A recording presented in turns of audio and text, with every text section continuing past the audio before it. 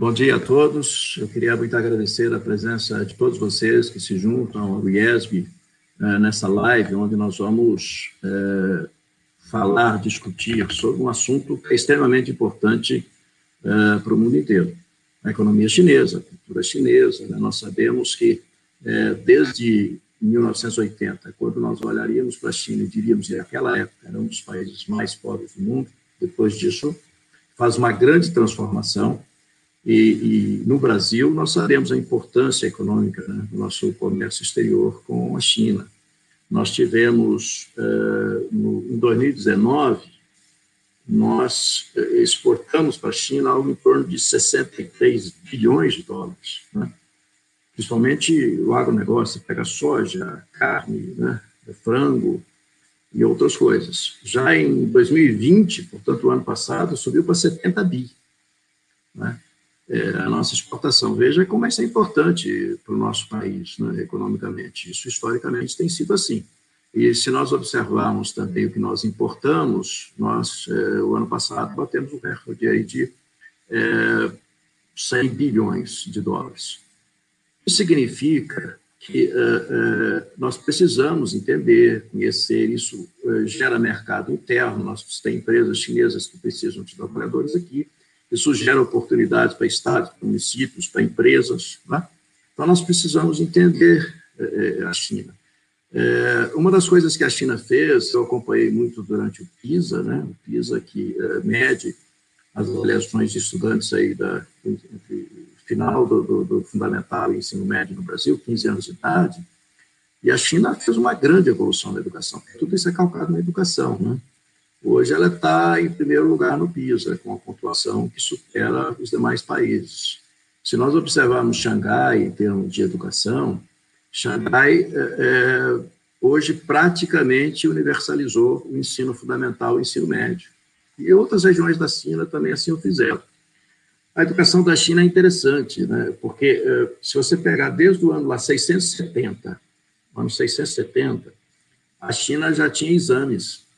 Ela é um exame que se chamava o Sistema de Avaliação Civil, veja bem, em 670, que eu até brinco que era uma educação à distância, porque qualquer cidadão chinês tinha que ler algo em torno de 4 livros e 5 clássicos, e depois ele tinha que escrever, ele evidentemente à distância, ele escrevia um artigo sobre isso, que tinha que ter relevância, e aí ele poderia alcançar um cargo no serviço público. Era aberto para todos, né? E os livros não eram caros, os clássicos não eram caros. Isso é importante porque a cultura chinesa e a educação chinesa foi muito baseada. E se vocês terem ideia, esse exame foi de 670 até em torno de 1905. Ele só foi abolido em 1905, da forma que era. Mas você veja que cria uma cultura de exames, né? E uma cultura de leitura. O aprendizado chinês era muito assim. Isso vem nas crianças, vem nas universidades, na cultura do povo chinês. Tá? Nós, em 1986, eles tomaram uma decisão, veja bem, tem pouco tempo, em 86, né? Que toda criança deveria ter, no mínimo, 9 anos de estudo. E eles conseguiram isso. Essa meta em 95, 86, 95, conseguiram. Em 1982, veja que é recente, eles começaram a transformar o seu sistema universitário para virar o sistema universitário. A Universidade Humboldtiana, né, a Universidade Alemã, ensino, pesquisa, extensão e tudo mais, foi praticamente em 82 que eles fizeram essa grande transformação e, a partir daí, um grande crescimento nas universidades. Eles tinham uma meta de crescer 50% das vagas em 98, depois mais 25% em 2000, depois de 2011 mais 22%, estão crescendo.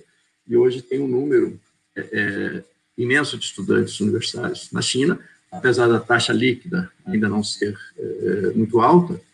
A taxa líquida é os jovens de 18 a 24 anos que estão na universidade sobre a população, né, do país, mas estão crescendo bastante. E tem mais de 100 mil estudantes fora, principalmente nos Estados Unidos e Europa. Então, a decisão de crescer, baseada no crescimento também da educação, eles criaram um ranking de universidades, o governo chinês.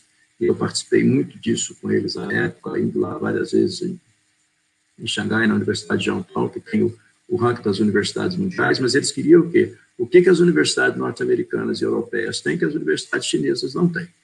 Então, eles colocaram muito claro o desejo de crescimento e tem mantido esse crescimento, mesmo agora, na crise, né? Eles conseguiram, depois de uma queda no PIB, eles avançaram. Nós vamos falar sobre a China com uma das universidades mais antigas e mais conceituadas do mundo, né? Que é a Universidade de Coimbra. Nós temos o prazer de estar nessa parceria com a Universidade de Coimbra. É uma universidade, uma das mais antigas da Europa e do mundo. Ela foi fundada em 1290, ou seja, 731 anos, né? Tem cerca de 21 a 22 mil estudantes, os números de hoje, em todas as áreas do conhecimento, famosa em todas as áreas, engenharias, direito, ciências sociais, né? Ciências da saúde. E essa instituição escolheu o IESB aqui no Brasil para estarmos juntos nesse curso. Porque o IESB, vocês conhecem a tradição do IESB, a competência do IESB, a qualificação do IESB, quaisquer indicadores que nós utilizarmos para avaliar, o IESB é uma instituição que nos orgulha a todos nós brasileiros, né? Com seu compromisso com a educação de qualidade, com seu compromisso com a tecnologia, com seu compromisso sempre de buscar que não seja somente o técnico, mas também o cidadão, com o seu conceito, desde lá das origens, que a professora ia criando a instituição Teoria e Prática, né? Uma instituição que agora conseguiu migrar nessa crise toda. O IESB já usava o LMS, ou o Blackboard, há 18 anos, traduziu para o Brasil. Então, a Coimbra nos orgulha muito dessa parceria, é um curso com dupla certificação, que de formação avançada, né? Professores de alto nível de Coimbra e daqui. E hoje nós temos o prazer de ter conosco 2 desses professores, que são professores que nós selecionamos com muito carinho, com muito cuidado, com muita atenção pelo currículo. A primeira é a professora Tatiana Prazeres. A professora Tatiana, hoje ela está em Pequim. Ela é Senior Fellow da Universidade de Negócios Internacionais e Economia em Pequim. Ela tem uma coluna instigante, muito boa, semanal na Folha de São Paulo, onde escreve sobre a China. Ela foi assessora sênior do diretor-geral da Organização Mundial de Comércio em Genebra e secretária de Comércio Exterior do Brasil. Ela é doutora em Relações Internacionais, com graduação e mestrado em Direito. Nós estamos fazendo um breve resumo, porque a Tatiana tem experiência muito maior que isso, né? O professor Humberto Ribeiro, que é MBA, ele é engenheiro aqui do Brasília, pela UNB. Ele tem o MBA e a pós-graduação na Universidade de Georgetown. Ele tem na UNA, tem o MIT, tem o Wharton, e tudo mais. Ele é empreendedor de sucesso desde 1996. Ele atua à frente do Epicenter e tem várias iniciativas empresariais em seu histórico. Ele foi secretário de Comércio e Serviço do Governo Federal, professor visitante da Universidade de Cornell, nos Estados Unidos, cofundador e vice-presidente da CONAGE, a Confederação Nacional dos Jovens Empresários. Ele faz parte, cofundador do Conselho Empresarial Brasil-China. Ele recebeu vários títulos, né, de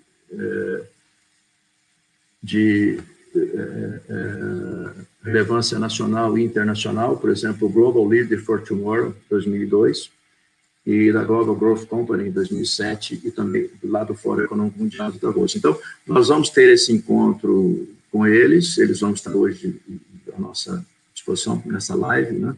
E depois estarão conosco no curso a partir do dia 7. Antes de passar para eles, eu queria passar que vocês conhecessem um pouco essa instituição que eu tenho muito orgulho de hoje ser reitor, que é o IESB, para vocês, aqueles que ainda não conhecem, né, conhecerem a nossa instituição. Então, por favor, eu peço à nossa equipe que já passe o nosso vídeo do IESB.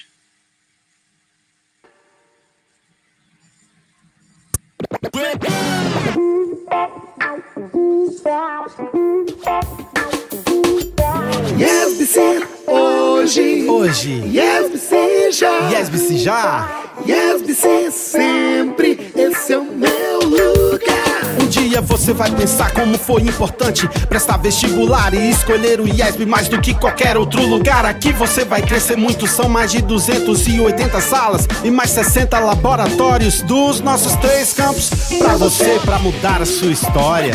Modernas bibliotecas te aguardam com mais de 90 mil livros e os quase 500 professores, entre mestres e doutores, vão te fazer estudar horrores. Sim, mais de 190 cursos pra você, tem de graduação, de pós e de mestrado, projetos de iniciação científica e atendimento à comunidade. Aqui você vai encontrar sua verdadeira identidade.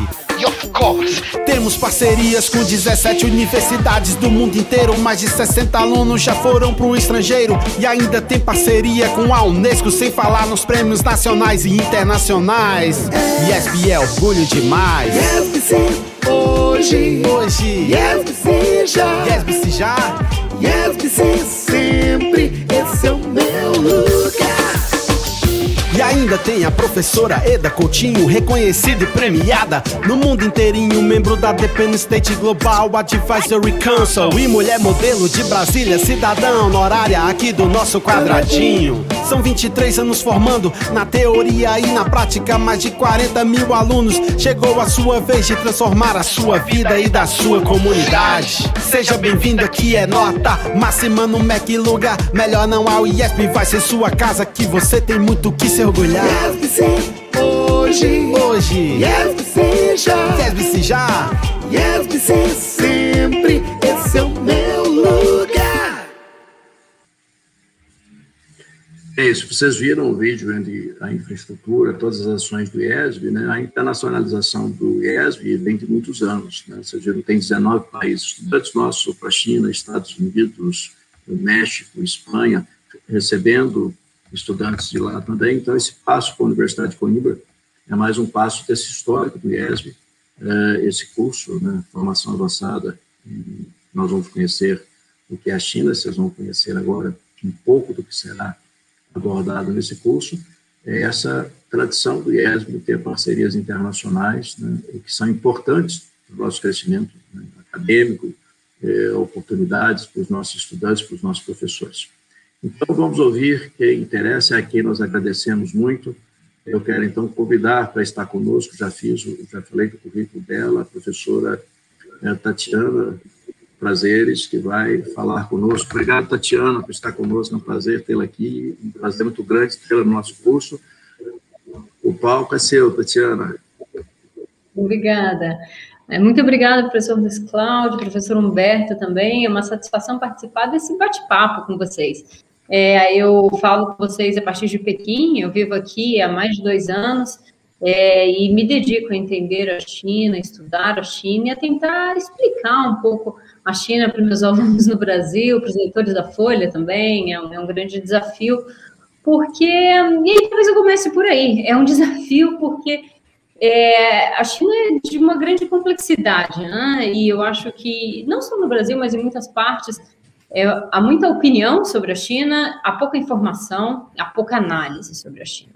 Então, enfim, a minha ideia é poder contribuir um pouco mais para que as opiniões sejam mais embasadas, sejam mais refletidas, sejam de melhor qualidade. Eu acho que, tratando de China, há 2 grandes tentações. Eu vejo muitas pessoas romantizando a China e vejo com muita frequência também análises que demonizam a China, né? O esforço de trazer dados, fatos, análises, reflexões aprofundadas sobre a China é algo que me inspira, que motiva e que me faz estudar cada vez mais sobre a China. Eu acho que todo mundo que se interessa por China tem que encarar o assunto com uma boa dose de humildade. Eu acho que essa é a verdade. É um país muito complexo, né? E pouco conhecido. Eu acho que essas generalizações a respeito da China são sempre muito perigosas, né? Eu digo, a China é rica e é pobre, é urbana e é rural, é muito tecnológica, mas pode também não ser. A China é muito aberta sobre alguns aspectos, mas também é fechada sobre outros aspectos. E destrinchar isso um pouco mais, entender como isso se dá na prática e diante de assuntos específicos, é algo que é cada vez mais importante. A China é um lugar onde as coisas estão acontecendo e entender um pouco melhor a China é fundamental para entender o mundo, né? Eu acho que fomos todos nós criados num ambiente em que se falava pouco sobre a China, que se via a China com muita distância, e ao ver a China com muita distância, muitas vezes o país, as políticas públicas, os desafios, isso tudo era um pouco tratado como algo monolítico, né? Ou seja, a nuance, a complexidade, isso tudo com muita frequência se perde. E com a importância crescente da China, entender melhor como pensam os chineses, como vivem os chineses, o que eles valorizam, qual o modelo político e econômico da China, qual a trajetória recente da China e quais os desafios da China para o futuro é cada vez mais importante. O professor Luiz Cláudio falou um pouco sobre comércio Brasil-China, né? A verdade é que a China é a principal parceira comercial do Brasil há vários anos já. Primeiro destino das exportações brasileiras, primeira origem das importações brasileiras. O Brasil deve seu saldo comercial à China. O fluxo de comércio atingiu 100 bilhões de dólares no ano passado. Basicamente, 1/3 do que o Brasil exporta para a China, cerca de 20%, um pouco mais de 20% do que o Brasil importa da China. As oportunidades são cada vez maiores, mas essa brecha de conhecimento impede que a gente acesse essas oportunidades, né? Eu digo que as oportunidades são cada vez maiores porque a China cresce, continua crescendo e vai crescer, né? A China está destinada a ser a maior economia do mundo, as estimativas apontam que antes de 2030 isso vai acontecer. Vejam, no ano passado, quando, enfim, os países, enfim, o mundo, né, sofreu com a crise econômica em função da pandemia, o PIB chinês subiu. No ano passado, os fluxos de investimento estrangeiro direto, externo direto, despencaram, né, mais de 40%, e os fluxos de ED para a China subiram, né? O comércio exterior, o comércio internacional caiu, os dados da OMC saíram um pouco, né? Enfim, retraiu, e o comércio exterior da China, tanto exportações quanto importações, aumentaram. Ou seja, esse dinamismo econômico gera oportunidades, mas para que a gente possa fazer bom proveito delas, reduzir a brecha de conhecimento, esse gap de conhecimento é fundamental. Então, eu conversei muito com o professor Humberto, com o professor Luiz Cláudio, a respeito de que aspectos a gente poderia trazer para esse curso, exatamente para contribuir para diminuir essa defasagem, né? Eu digo diminuir porque a China é apaixonante, né? Como diz um grande conhecedor de China, a China é um vício. Você começa a estudar a respeito da China e não acaba nunca, mas ao mesmo tempo você se sente compelido a estudar cada vez mais, e isso é fundamental. Então, a gente pensou em temas que, digamos, nos ajudam nesse exercício de conhecer melhor o país. A ideia é que a gente trate um pouco da evolução recente da economia chinesa, que a gente trate dos desafios atuais da China. E aí a gente pensou em abordar e colocou isso no programa com destaque a situação econômica da China, a situação demográfica da China, que é algo que nem sempre é destacado, né? A China, nesse momento, está terminando um censo, né? Um censo que realiza a cada 10 anos, vamos entender um pouco melhor o que está acontecendo, mas, basicamente, a China hoje tem uma população que está envelhecendo, e o país vai começar a encolher, né? Há divergências a respeito de quando isso começa, mas, muito em breve, começa a diminuir a população chinesa. E o país corre o risco de envelhecer antes de enriquecer, né? E o que isso significa, por exemplo, em termos de consumo, de padrão, perfil de consumo, em termos de limite para o desempenho econômico do país, o que significa em termos de sociedade chinesa. Então, a demografia é um aspecto que é pouco comentado, que a gente vai tratar. Meio ambiente e clima é fundamental para a gente entender a China de hoje, né? A China se reposiciona na agenda climática com muita determinação, né? O presidente chinês anunciou prazo para a China atingir o pico das suas emissões, prazo para neutralizar carbono, e isso deu início a uma disputa tecnológica pelas tecnologias que vão determinar como nós produzimos, como nós transportamos, consumimos, construímos, etc, etc. Então, essa dinâmica tecnológica relacionada à dinâmica climática é algo que me parece fascinante, muito importante, a partir de agora, especialmente com a mudança de posição dos americanos. Há uma questão muito interessante na China que se relaciona com política industrial, com o papel do Estado, com o crescimento econômico, com estímulo à inovação, à tecnologia, como isso funciona na China, e para as empresas que têm interesse no mercado chinês, não apenas para vender, mas para estabelecer parcerias, para produzir na China, como isso funciona, né? Ou seja, como é que esse ecossistema, não só de inovação, mas de produção, de pesquisa e desenvolvimento, de comercialização, como é que se dá essas parcerias com os chineses e como esse ambiente político-regulatório influencia essas questões. Enfim, eu mencionei, então, economia, demografia, meio ambiente, clima, tecnologia, inovação, política industrial. Esses são alguns dos assuntos que, enfim, nós listamos para tratar, né, no nosso encontro. E a gente vai falar também de política externa chinesa, como é que a China se vê no mundo. A China, cada vez mais, pretende ocupar na política internacional um espaço equivalente ao seu peso econômico, né? A China se vê na situação de não só... se vê na situação de sentar à mesa e participar do jogo como iguais. Isso é novo, isso muda, digamos, a configuração internacional, e essa ascensão da China, naturalmente, gera atritos, né? Então, a gente vai tratar da política externa chinesa, do que isso significa para o mundo, quais as repercussões, quais os cenários, vai tratar dessa rivalidade com os americanos, e do que isso significa para outros países, quais os riscos, as consequências, quais são os cenários que a gente pode antecipar. Não sei se, enfim, como é que tá de tempo, se eu tenho mais alguns minutos, talvez seja bom parar por aqui, não sei se o senhor tem algum comentário, professor Luiz Cláudio, aí a gente já... Oi, Tatiana. Não, tá ótimo. Vamos ouvir o Humberto, a gente volta para você. Eu tenho, sim, alguns comentários, já tem algumas perguntas, lembrando a quem está conosco, que podem fazer aí no chat as perguntas, tá? Que após essa fala da Tatiana, agora a fala do Humberto, eu vou pontuar algumas coisas que eu vi aqui, mas eu já estou vendo várias perguntas aqui, tá, Tatiana? Então, daqui a pouco a gente volta com vocês dois. Obrigado, Tatiana, ótimo. E Tatiana depois vai falar um pouquinho também da experiência dela, porque ela está dando aula lá numa universidade importantíssima, né? A diferença do estudante brasileiro, do estudante chinês, né, Tatiana, que tem diferenças culturais imensas nisso aí. Humberto já está conosco? Bom, já falei muito do Humberto. E o Humberto, inclusive, né, Humberto, em 2013, você conseguiu até, eles fizeram lá o Dia do Brasil, né? O Humberto fez muito intercâmbio, foi na China já diversas vezes. Como a Tatiana falou, China realmente é um vício. Eu fui lá várias vezes, e cada vez que a gente vai, a gente quer saber um pouco mais, né, da cultura, de tudo, é uma coisa fascinante.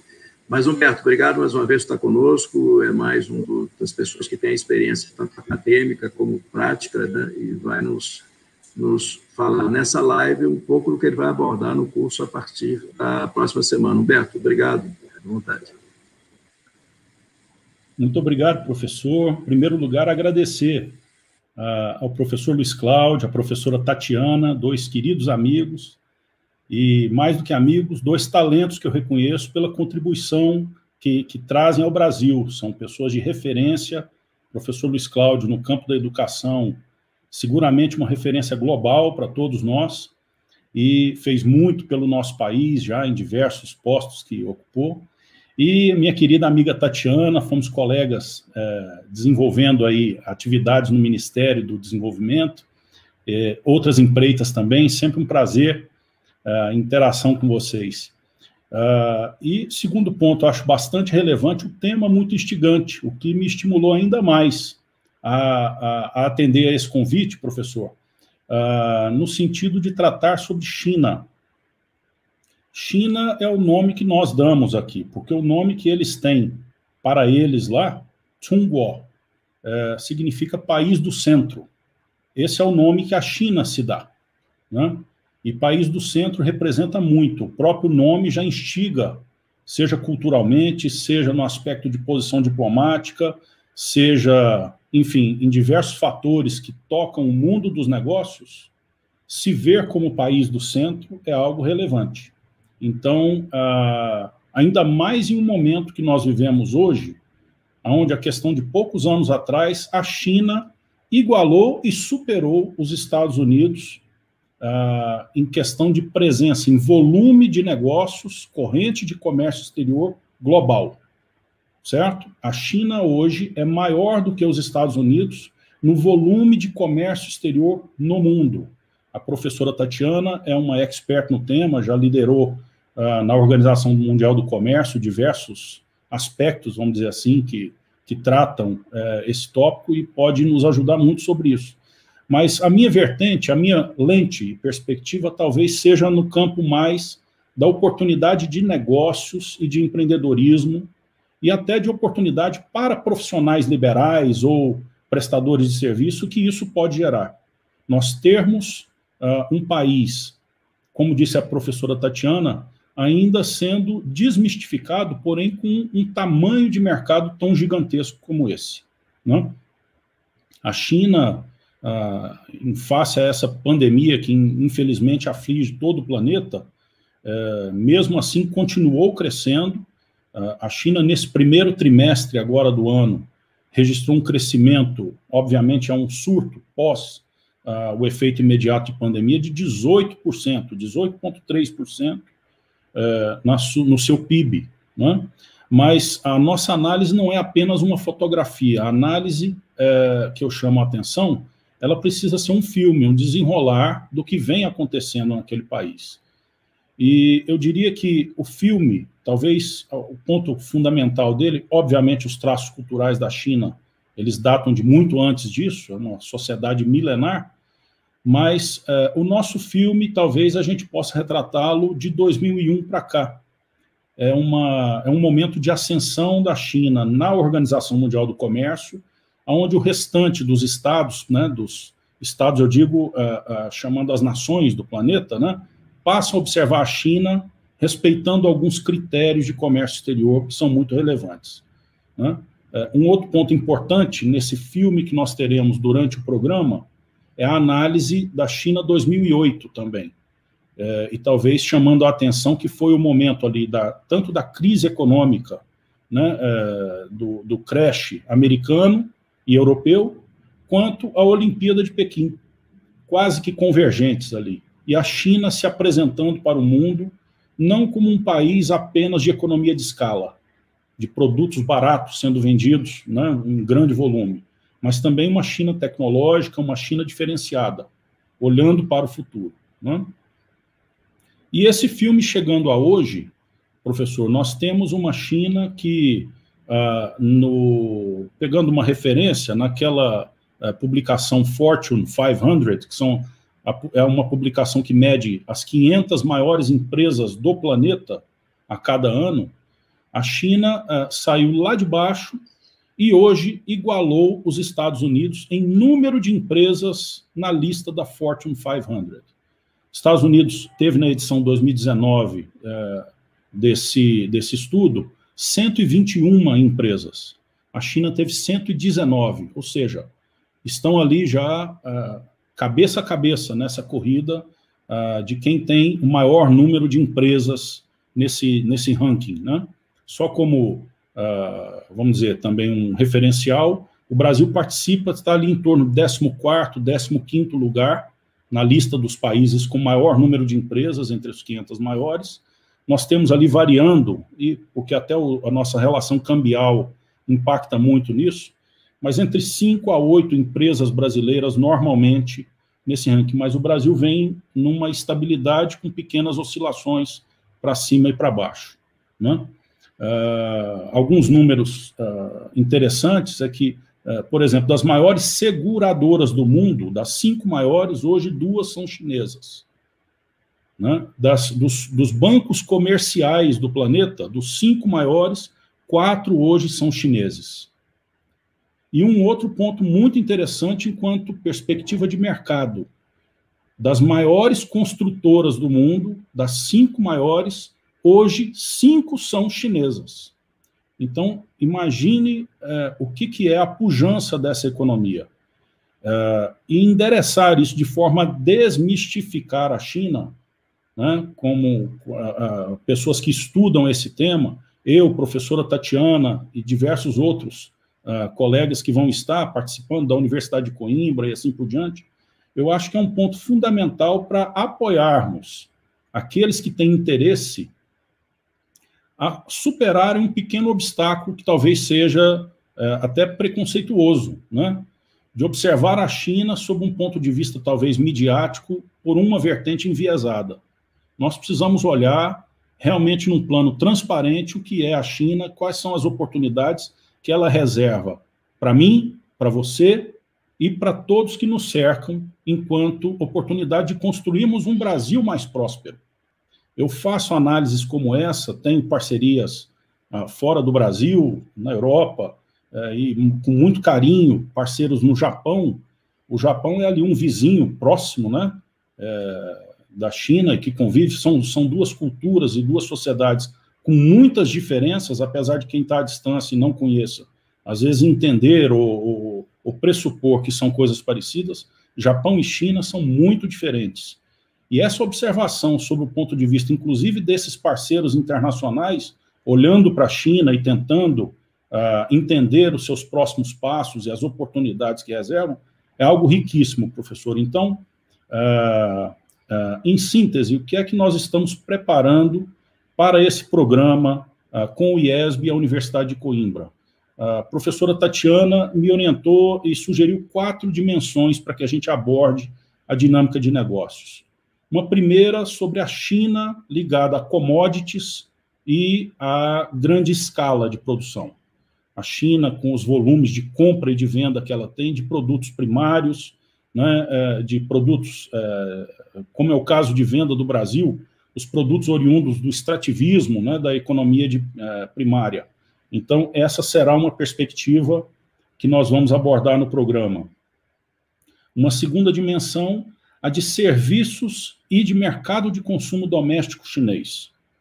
Como é a vida do cidadão, o dia a dia, seja de serviços finalísticos ou da servicificação econômica, logística, a urbanização fortíssima que tem acontecido na China, e como é que isso transforma a vida dos cidadãos chineses e, obviamente, abre oportunidades para diversas vertentes de negócio no campo de educação, como disse o professor Luiz Cláudio, saúde, o próprio transportes, né? Os modais logísticos, que também é algo muito relevante, serviços urbanos, uma série de oportunidades.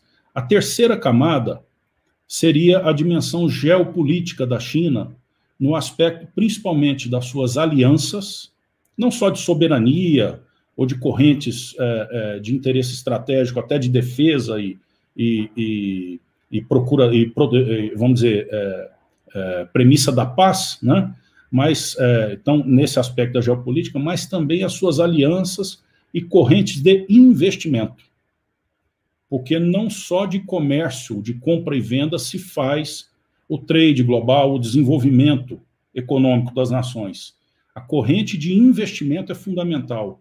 Então, só para pensar uma das grandes perspectivas, a China hoje desenvolve um programa, né, que é carinhosamente batizado por eles como a Nova Rota da Seda, mas que é um programa que antevê $1 trilhão de investimentos mundo afora em projetos de infraestrutura. Né? Dentro dessa lente, imagine aqui um país, por exemplo, citando um exemplo de talvez não de tão grande porte para a China, mas muito relevante e simbólico, o Panamá. O Panamá hoje tem negociação com a China, expansão das pontes em cima do canal do Panamá, o novo metrô do Panamá sendo empreendido em conjunto com a China, né, e até o maior porto do Panamá hoje passando para controle chinês. Né. Isso tem acontecido em vizinhos nossos, aqui no Chile, na Argentina, em diversos países, mundo afora, representando um novo contexto geopolítico de presença chinesa. Né? Talvez um dos principais investimentos no setor energético brasileiro nessa década última foi a aquisição da CPFL pela State Grid chinesa, uma empresa estatal chinesa. Né? Então, enfim, são exemplos que nós vamos explorar e entender a razão disso e a perspectiva e oportunidades que isso abre. E uma quarta dimensão, que é a China do futuro, né? Como disse a professora Tatiana, para onde é que migra a China nos aspectos tecnológicos de inovação e, vamos dizer, da sociedade smart, a China 4.0. Né? São novos vales do silício que têm surgido naquele país, e observar isso de forma atenta, eu acho que é fundamental, não apenas para um Brasil, como eu disse, que exporta extrativismo, mas principalmente para um Brasil que pode ser um parceiro, e, na verdade, o Brasil foi o primeiro, considerado o primeiro parceiro estratégico da China na primeira década do século XX, 21, me desculpe, né, foi o primeiro parceiro com status de parceiro estratégico da China, e precisamos preservar isso também no momento de desenvolver correntes e cooperações na China do futuro também, não apenas exportando soja, ferro, óleo, né, petróleo e assim por diante, mas também com outros tipos de produto. Então, enfim, eu resumiria por aqui, professor, para que a gente possa endereçar perguntas, mas fico muito instigado, principalmente pela interação com os interessados no programa, para que a gente possa discutir oportunidades, negócios, empreendedorismo, novas dimensões aí de parceria do Brasil com a Ásia, principalmente, obviamente, com a China. Obrigado. Obrigado, Humberto. Muito bom. Eu acho que é isso mesmo, gente. O nosso curso, essencialmente, é para nos oferecer oportunidades, né? Entendemos oportunidades, conhecemos a China, saber as oportunidades que existem aqui no Brasil, que existem lá, oportunidades pessoais, oportunidades de negócio, por isso nós vamos estar falando com os melhores, né? Tanto lá de Coimbra como daqui. Inclusive, Coimbra está abrindo lá, junto com a Universidade de Oxford, né, uma representação na China. É assim que eles fazem. Passa a ter a Universidade de Coimbra lá na China. Eles fazem muito isso, né? MIT, Oxford, todas fazem isso. Temos algumas perguntas que eu vou passar, eu não vou endereçar especificamente a alguém, vocês pensem aí como responder. O Mauro Justino pergunta: ser parceiro econômico da China é bom para o Brasil? Podemos adquirir inovações para a nossa indústria? Eu quero acrescentar, junto com a do Mauro, depois eu volto lá, o Ronaldo Luiz faz uma coisa instigante também, bem interessante. O crescimento econômico chinês tem um custo social, o produto chinês tem um custo ecológico. Estamos prontos para pagar o custo do modelo chinês de desenvolvimento? Então, as duas associadas aí, ou seja, ser parceiro é bom, podemos ter os avanços tecnológicos e o crescimento, o custo social, ecológico do chinês. Estamos prontos para isso? Eu acho que a Tatiana mencionou isso. Se você me permitir, Humberto, eu começo com a Tatiana, depois você complementa. Tatiana, por favor. Eu começo com a primeira pergunta, se vale a pena, ou se interessa para o Brasil ser parceiro da China, ser parceiro econômico da China é bom para o Brasil? Eu acho que eu vou inverter a pergunta. Faz sentido não ser parceiro econômico da maior economia do mundo? A China será a maior economia do mundo, né? Eu acho que se colocar a questão sobre se faz sentido ou não, eu acho que convém repensar de que maneira fazer melhor proveito dessa relação. Essa é a questão, né? Eu sinto que eu estou num lugar onde as coisas estão acontecendo, que as oportunidades estão acontecendo, que há um entusiasmo, há um dinamismo, há uma esperança. A China vive a geração após geração condições melhores do que a geração anterior, né? E, claro, isso gera pressão, né? Como o professor Luiz Cláudio falou, pressão no campo da educação, a educação que permite que as pessoas, enfim, enriqueçam. Enriquecer é algo que é valorizado aqui, né? Não é algo que é visto com maus olhos. O professor Humberto falou das empresas, da presença chinesa na Fortune 500. Eu vi um dado da Forbes, exatamente, sobre os bilionários. Se os 400 bilionários chineses formassem um país, eles seriam a 8ª economia do mundo. 400 pessoas na China, as mais ricas, teriam um PIB maior, uma fortuna maior do que o PIB do Brasil. Eu conversava sobre isso outro dia com um chinês, como eles viam nesse país que é capitalista e não é comunista e não é, o enriquecer, né? E a verdade é que os bilionários servem de motivação, de estímulo, etc., para que as pessoas corram atrás desse país extremamente competitivo, e há uma pressão muito grande por ser bem-sucedido. Enfim, eu fiz uma longa história aqui, mas eu acho que é importante destacar esse aspecto do dinamismo econômico chinês, do lugar onde as pessoas estão sempre buscando oportunidades, elas conversam com você, será que tem uma oportunidade de negócio aí? Isso é algo que é realmente muito, muito bacana, muito interessante de ver. Não tem dúvida de que vale a pena para o Brasil ter na China um grande parceiro. O nosso desafio é diversificar, enriquecer a nossa pauta de relacionamento bilateral. Eu não me refiro apenas a ampliar produtos da nossa pauta de exportação, mas pensar em outras modalidades de parceria com os chineses, né? Enfim, na área do varejo, Humberto é um grande conhecedor do varejo, o quanto o varejo brasileiro já está se inspirando em modelos de negócio da China, ou seja, a gente não está falando de importar produto, exportar produto, bom, há a dimensão de serviços, há a dimensão de investimentos, mas há uma dimensão de troca de experiências na área de tecnologia, de modelos de negócio, etc., que isso tudo tem um grande potencial para o Brasil como país, mas para indivíduos, para empresas, para empreendedores, etc., comércio eletrônico, enfim. Então, é riquíssimo o universo de oportunidades e não tem dúvida de que o Brasil os brasileiros, né? Às vezes a gente pensa nesse ente abstrato, país ou governo, mas a verdade é que as oportunidades quem pode construir também são as pessoas, né? Então, isso, custo econômico, custo social, custo ambiental, né? Enfim, é uma questão complexa, vários aspectos relacionados a ela. Um desses aspectos tem a ver com a definição de regras globais, exatamente para incentivar os países a caminharem em uma determinada direção, por exemplo, uma dimensão que é da economia de baixo carbono, né? E aí você vê essas discussões sobre sobretaxas, para compensar um fato de que no país você tem políticas mais flexíveis ou menos exigentes na área de emissão. Mas a China, vejam, a China que se comprometeu a se tornar carbono neutra, vai adotar medidas rigorosas também em relação ao que importa, porque, afinal de contas, não vai exigir só do produtor doméstico e não vai exigir do produto importado, e isso tem implicação para a nossa balança comercial, tem implicação para o que o Brasil exporta. Enfim, eu paro por aqui. Obrigado, Tatiana.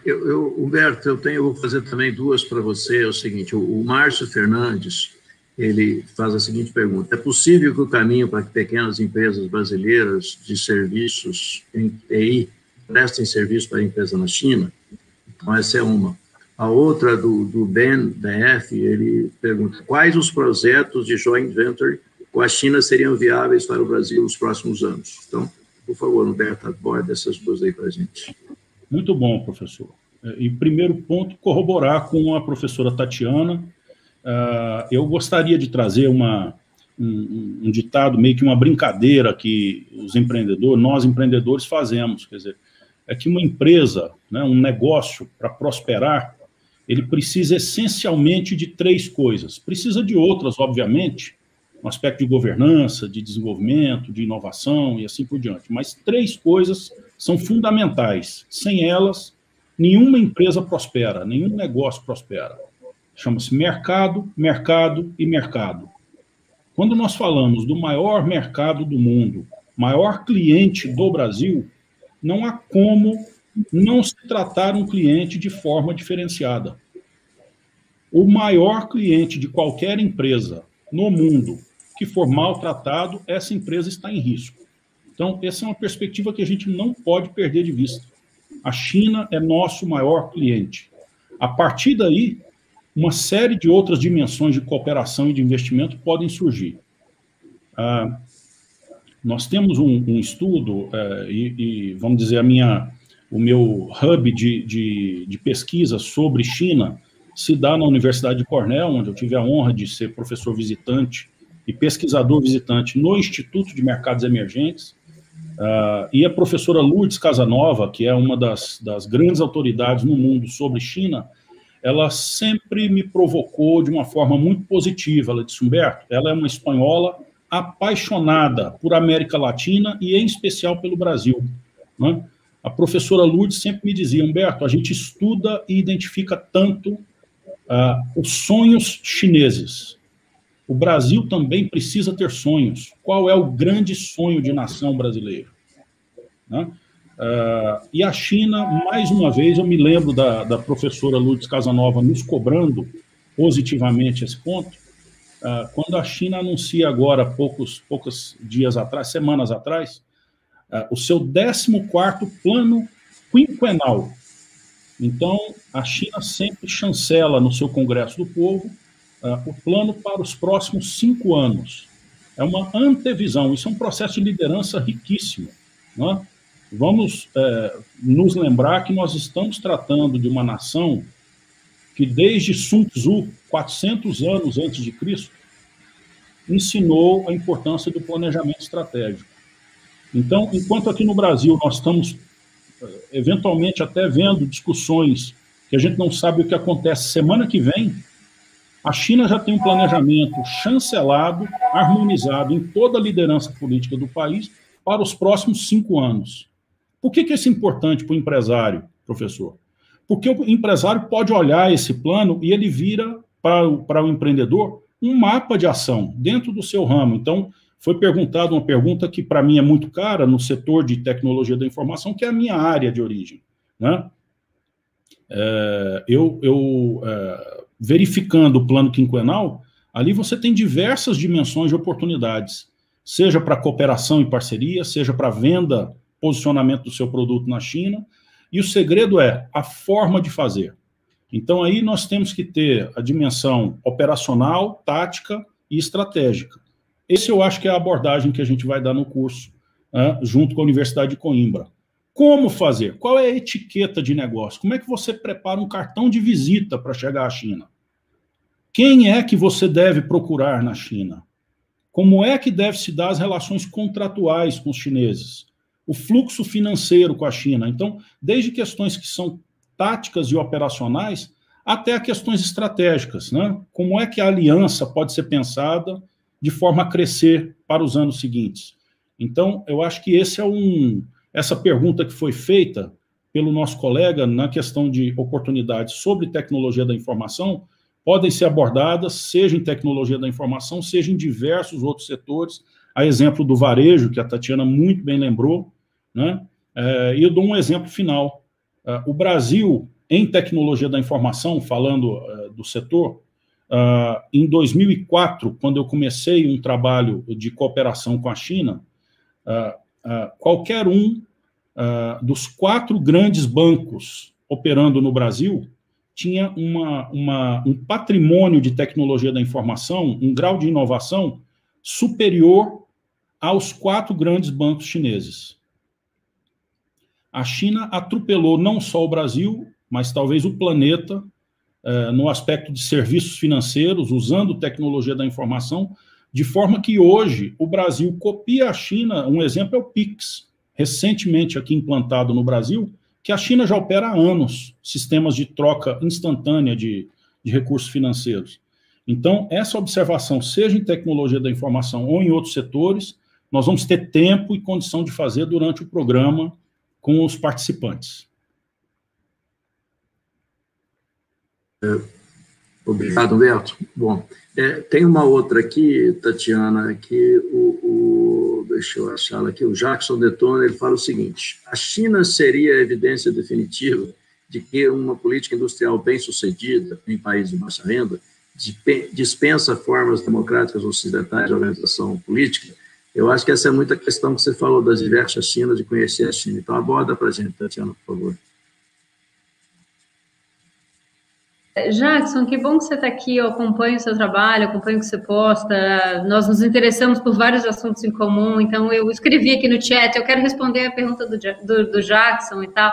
Eu nem sabia, eu não vi, viu, Tatiana? Foi espontâneo. Você não viu? Eu não vi, não, você colocou, não vi, não. A pergunta é ótima, E eu acho que me permite abordar um outro aspecto aqui, bom, primeiro, especificamente em relação à sua pergunta, eu acho que mostra que no Ocidente, né, nós temos algumas preconcepções a respeito de modelos políticos e implicações econômicas. E a China embaralha esse meio de campo de uma maneira que é fascinante, que nos força a rever alguns conceitos. Eu cheguei a escrever em algum momento sobre o mito da inviabilidade da inovação. Eu acho que em algum momento no Ocidente a gente acreditou, muitos gostavam de acreditar que um país que, enfim, o fluxo de ideias não é livre, etc., nunca poderia ser um celeiro de inovação, que a China estaria destinada a copiar e replicar, porque, afinal de contas, digamos, na ausência de um ambiente aberto, estimulante, como nas democracias ocidentais, a China ou copiaria ou faria apenas inovações incrementais, e isso não aconteceu. Um outro aspecto, um outro desses mitos, mitos que levaram, na minha visão, o Ocidente à complacência, né? Enfim, talvez não se preocupar demais, porque, afinal de contas, o ingresso da China, como o professor Humberto mencionou, na Organização Mundial do Comércio, um marco histórico, a gente vai comemorar 20 anos disso agora, mas muitos acreditavam, e é um discurso muito conhecido do Bill Clinton, do presidente Bill Clinton, evidentemente, em que ele dizia que o ingresso da China na OMC representa não apenas a abertura econômica da China, mas o início de um processo que inevitavelmente levará a mudanças políticas. Isso não aconteceu, né? O que os chineses dizem é que, olha, nós entramos na OMC, nós nos comprometemos a cumprir um livrinho de regras, né? E nós, bem ou mal, cumprimos. Pode-se discutir quão bem ou quão mal a China cumpre o livro de regras, mas a verdade é que essa percepção de que há um determinado modelo e que determinadas práticas levam a certas consequências, ou que você precisa disso para ter aquilo, etc., é algo que a China vem desmontando e, de alguma maneira, frustrando expectativas de vários países, né? Eu acho que houve ilusões de determinados atores e frustração, né? Porque, afinal de contas, a China não se comportou como se imaginava. A China faz política industrial, tem instrumentos que nenhum outro país tem, especialmente nessa escala, e é um desafio, porque, afinal de contas, debaixo do mesmo teto da Organização Mundial do Comércio, nós temos um país como a China, né, que não é pequeno, é a maior potência comercial, como lembrou o professor Humberto, que opera sob bases muito, muito diferentes, né? O que isso significa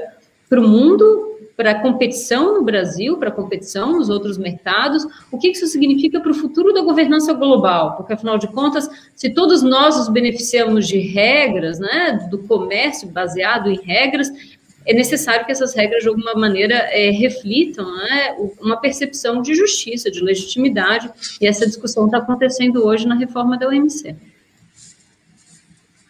Obrigado, Tatiana. Deixa eu ver se tem mais algumas. Eu queria fazer... Estou perguntando aqui se a live continua amanhã. A live está encerrando, nós estamos a 5 minutos, é 1 hora, tá, que a gente vai ficar, infelizmente, né, que nós gostaríamos de ficar aqui com a Tatiana e com o Humberto faz tempo.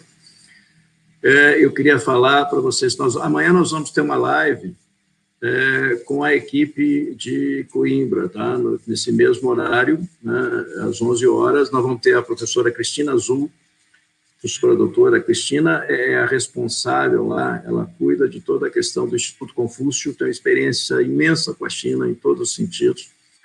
Vocês sabem que Coimbra, Portugal, tem uma experiência muito grande com a China, não só em Macau, mas geral, né?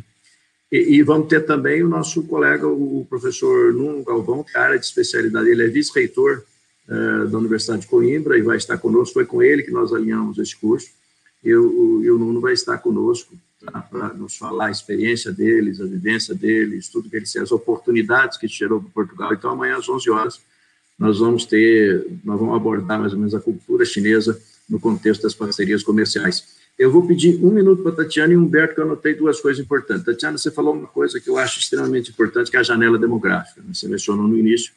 E no Brasil a gente perdeu isso, a gente falava, nós temos que ser educados, nós temos que nos educar antes de passar, e, enfim, a gente perdeu isso, a gente correu atrás, mas enfim. E na China, realmente, tem isso. Nós temos que enriquecer antes de envelhecer. Parece que lá a taxa de natalidade é 1,7, abaixo da americana, mas a americana não é muito acima, não. Eu creio que é muito próximo aí. Mas o que você acha que isso vai mudar no futuro? Porque hoje a imigração para a China é baixa, diferente dos Estados Unidos.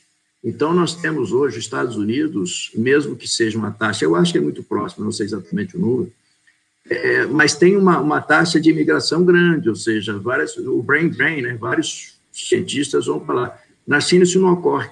Como é que você vê isso apontando para o futuro? Eles tentaram agora aumentar o número de crianças por casal, mas parece que não funcionou. Como é que você vê, Tatiana? Há cerca de 5 anos, um pouco mais de 5 anos, os chineses flexibilizaram a política do filho único, né? Então, há 5 anos, a partir de 5 anos atrás, foi possível que os casais tivessem 2 filhos, não é que não acabaram com o limite. Imediatamente depois da flexibilização, houve um baby boom que não durou, né? Não durou. Basicamente, hoje, os chineses não querem ter mais de um filho, porque é muito caro ter filhos na China. Enfim, há várias explicações para isso, mas hoje que o governo quer que as pessoas tenham filhos, elas não querem mais ter filhos, né? E é um paradoxo, porque durante décadas, né, houve políticas rigorosas de controle de natalidade, e agora o governo começa a desenhar incentivos reversos, né? Ou seja, como é que você estimula a que as pessoas tenham filhos. A China é um país em que a imigração é muito limitada, muito poucos estrangeiros no país, em comparação com qualquer outro país, é um percentual muito baixo, e essa é uma outra maneira que está se estudando e que digamos, inovadora na China, porque, afinal de contas, essa nunca foi uma questão, né? Naturalmente, como outros países, eles estão desenhando políticas para atender um determinado perfil de força de trabalho, etc., que interessa, mas essa é uma novidade na China, que, afinal de contas, nunca buscou ativamente mão de obra estrangeira. Obrigado, Tatiana. Humberto, eu ia abordar, você acabou falando, você falou de um filme, né? Legal, porque realmente não dá para ter uma foto do filme, mas se nós voltarmos aí 40 anos, esse filme é impressionante, né? Porque era um PIB per capita baixo, ainda não é um PIB per capita tão alto, mas era um PIB baixo, mais tecnologia, pobreza, exclusão. Resumindo, em poucos segundos, qual é esse filme da China? Qual é o segredo desse filme da China em 40 anos, Humberto, que fez essa transformação total? Eu acho, professor, que tem muito a ver com uma análise da realidade, dos fatos, e o planejamento do próximo degrau. Como eu mencionei, o plano quinquenal. A China, sob meu ponto de vista, e eu falo como empreendedor, então um defensor, vamos dizer, da livre iniciativa, né, e de conceitos que são de um mundo... eu não gosto muito dos conceitos-chave, né, para não ficar carimbado de uma forma ou de outra, mas é um mundo mais tendente a capitalista, né? Eu acredito muito mais no talentismo do que no capitalismo ou comunismo, ou o nome que se dê, mas o nome que eu prefiro é o talentismo. Acho que é o indivíduo protagonizar o seu caminho de desenvolvimento, né? Mas a China, com esse planejamento, em determinado momento, o sucessor do Mao Tse-tung, Deng Xiaoping, para mim, é o grande líder chinês, porque, e sintetizando a visão dele, ele trouxe um ditado sobre o desenvolvimento de pessoas e de corporações e do Estado chinês. Que ele disse o seguinte: não importa a cor do gato, importa que casse o rato. Então não vamos ficar discutindo ideologias. Essa mistificação só atrapalha os novos entrantes, aqueles que estão buscando oportunidades. A gente precisa deixar isso para trás, até porque tem gente interessada que já estão usufruindo dessas correntes de comércio e investimento, que não tem interesse que outros cheguem. Mas você que está ouvindo não pode ficar de fora se tem interesse em crescer o seu negócio. Então não acredite nessa mistificação e estude os fatos. Né? Não importa a cor do gato, casse o rato. Esse é um ponto. Segundo ponto, professor, nessa explicação chinesa, eu queria resumir também com outro ditado que aprendi na China.